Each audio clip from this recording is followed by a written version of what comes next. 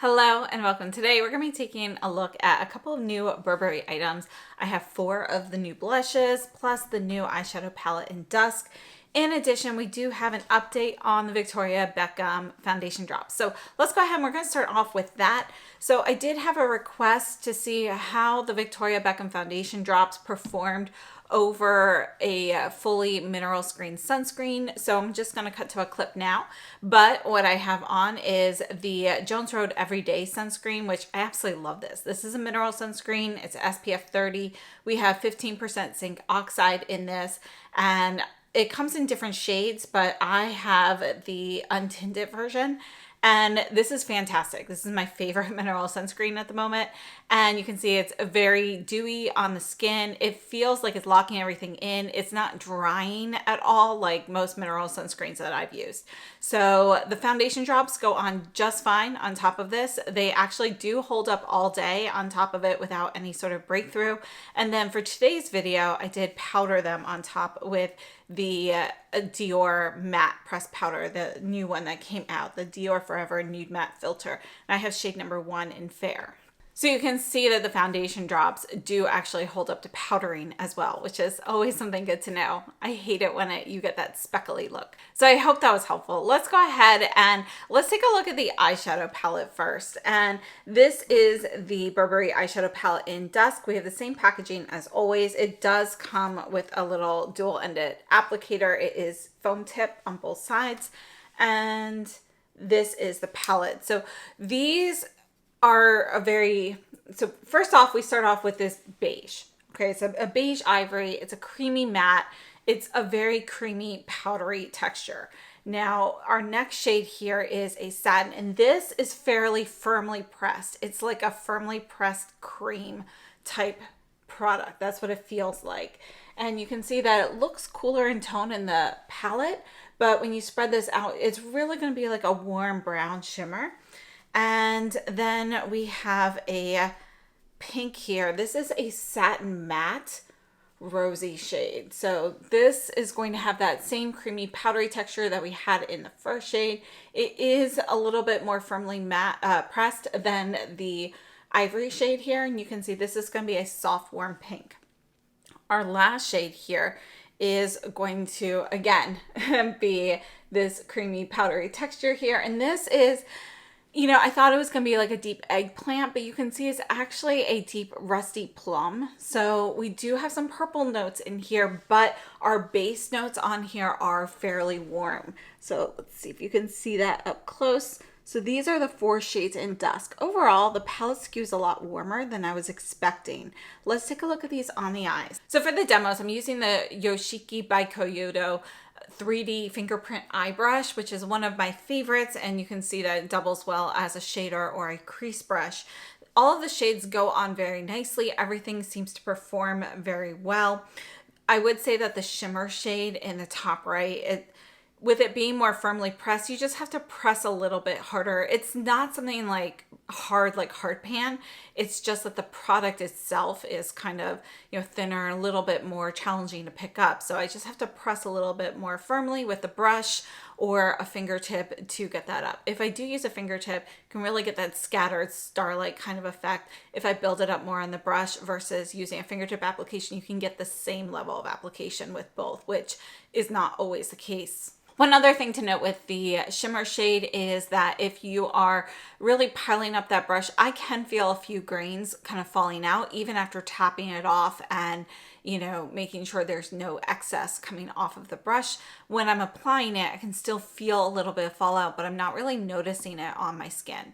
Perhaps when I'm editing and I can zoom in up close, maybe I'll see it then, but I can feel a little bit fall onto my cheekbones. So just something to know. I don't feel that with any of the other shades. All of the shades go on very nicely. They all perform well. They are fairly light. I mean, obviously our last shade is going to be more pigmented, but the other 3 are fairly light shades, and you really can't build them up to a very deep pigmentation level. The whole color story as a whole has warm undertones. We kind of have a bit of a rusty vibe underneath, which actually makes it a really nice fall palette. If you love rosy neutrals, but you've been looking for something slightly different for the fall, this has a little bit more of a fall vibe, still with those rosy shades there. So, you know, I think it's a really nice palette. I like how it looks on the eyes. I like how it performs, but I wouldn't say that this is a love because one, the promo photos made this look more purple. So I was expecting something cooler in tone. And two, I do feel like the shimmer shade is just a little bit too firmly pressed, and I don't really love how hard it is to pick up the pigment from that. Again, it's creamy, so it's not like it's a hard pan situation where I have to scrape it to get it off, but it's just not as easy to pick up as the other three shades are.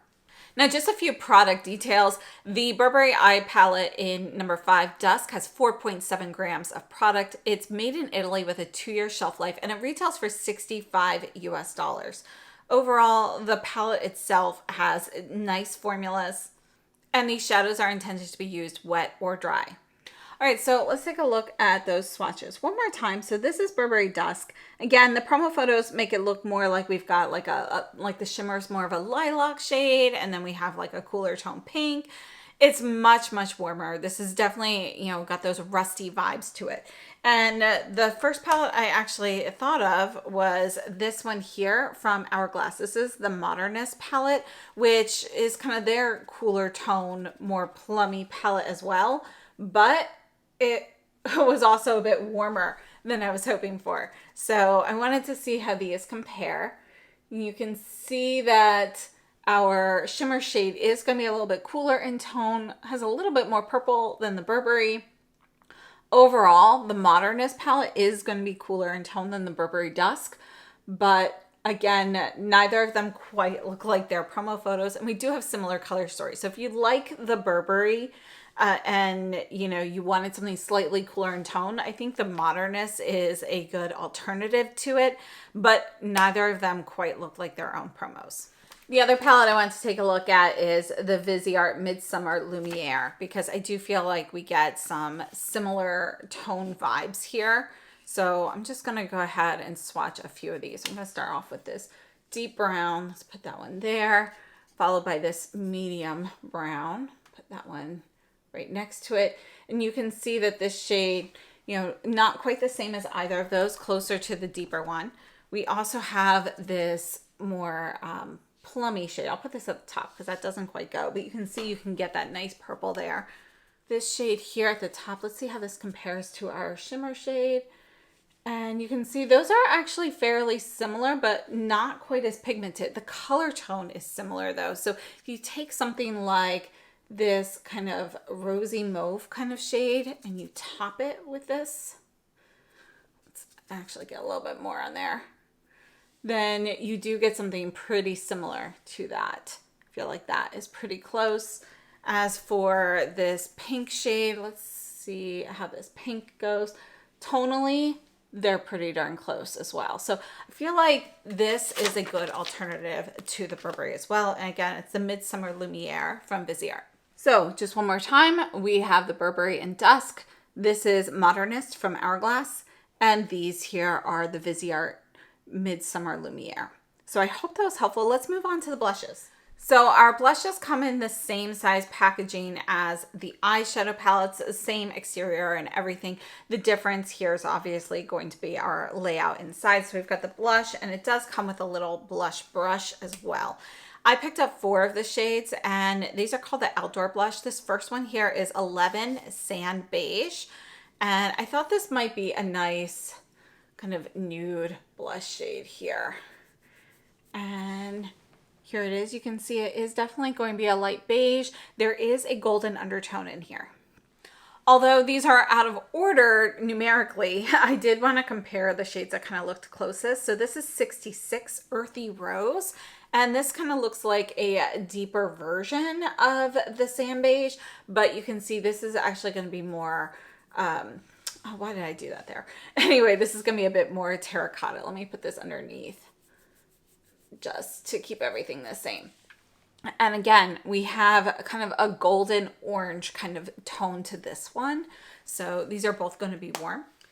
And this is the light pink. This is the one that looked the coolest out of all 6 of the blushes. So this is 20 Pink Heather. This, however, it's a little deceiving because, you know, it's definitely going to be a soft, warm pink.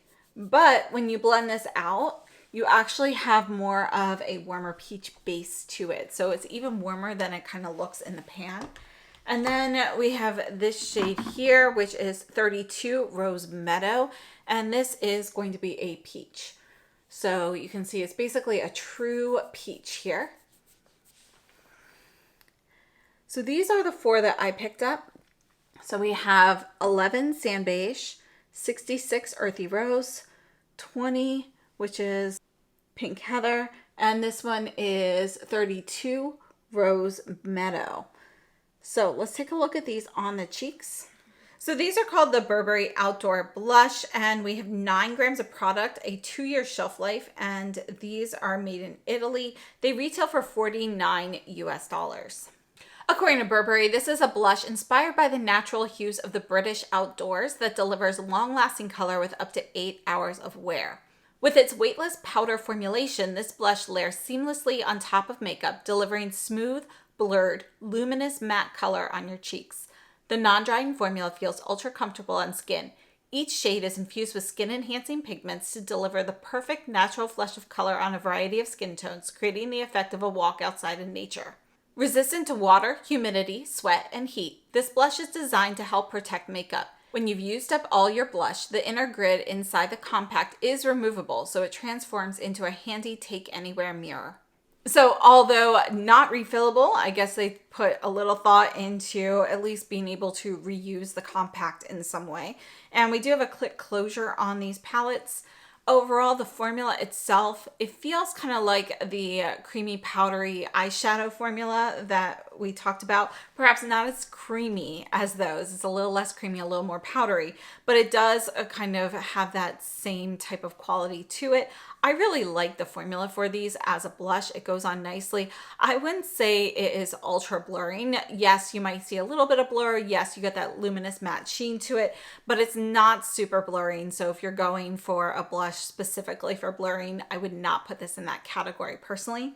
The colors all run warm, and I was hoping that they'd be a little bit more neutral. That being said, I do still really like them. With a light hand, you don't see as much of the warmer undertones. You really see more of the warmer undertones when you kind of buff it into the cheek or you really pile on a lot. Now, when you're actually looking at the demos there, the Pink Heather shade, I was like, was my brush still contaminated?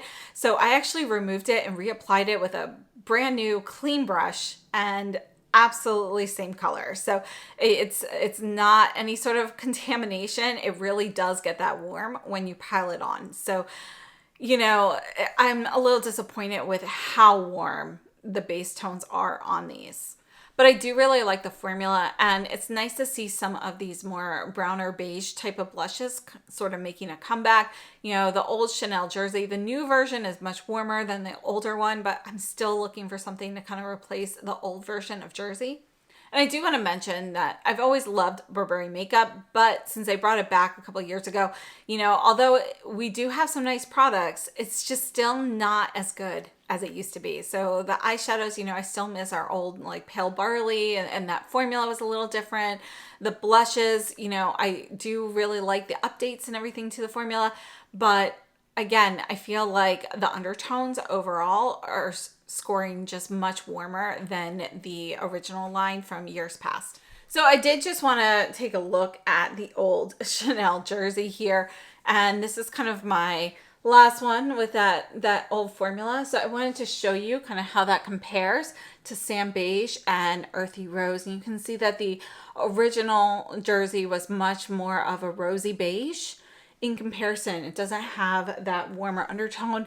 Now though, the newer version of Jersey, which I no longer have, I would say is closer to the Earthy Rose than this one here. So, you know, these are the shades though. One more time, we've got 11 Sand Beige. This one here is 66 Earthy Rose.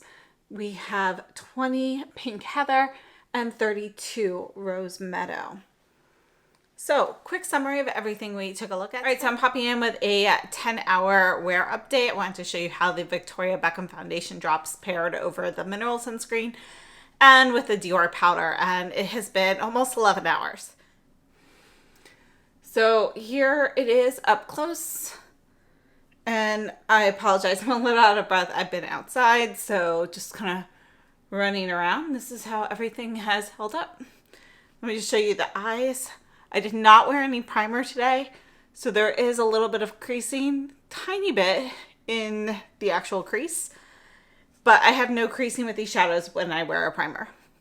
So this is how it has held up, and to say it holds up really well. I like the fact that I can powder the foundation drops without it like breaking up throughout the day, and yeah, it looks good. It's been a hot day, so you know, it held up with the heat. We did a quick update on the Victoria Beckham foundation drops, and I've actually been really enjoying these. I liked them a lot when I first reviewed them. If you don't powder them, they do get really dewy for me, at least by the end of the day, but they don't break up. They actually stay put really well in the skin, but they do hold up nicely with the powder. So I have been finding these more versatile, and they're really nice and easy to use. So been enjoying those, and you can see what it looks like on top of a mineral sunscreen. No issues, at least with the Jones Road Everyday Sunscreen.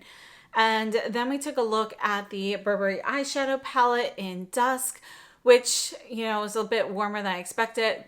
The shades perform well. You know, I like how the formula holds up throughout the day. I don't have issues with creasing or anything with these, and they go on smoothly. But again, I'm just a little disappointed in the warmth of the palette. Same goes for the blushes. Great formula. I'm very happy Burberry brought these out. Happy to see some more browner shades in here, you know, but the undertones on them make them warmer than they appear in the pan. At least on my skin tone, I am neutral with cooler overtones.